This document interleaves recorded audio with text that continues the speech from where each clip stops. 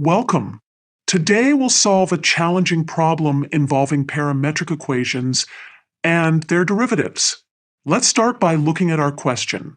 To find dy dx, we'll need to use the chain rule.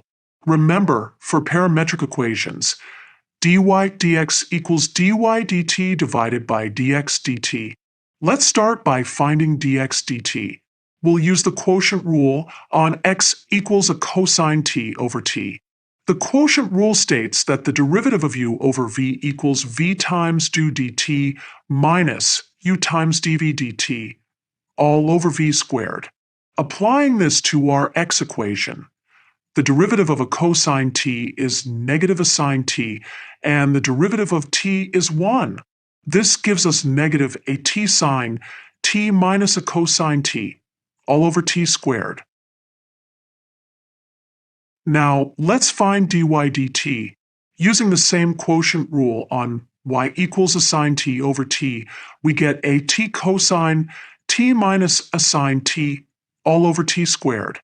Now, we can substitute these into our chain rule equation, dy dx equals dy dt over dx dt.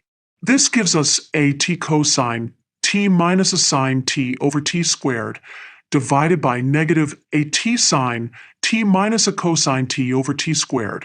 Let's simplify this expression. First, we can factor out a from both numerator and denominator. The a's cancel out.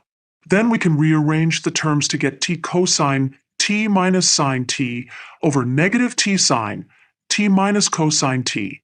And there we have our final answer.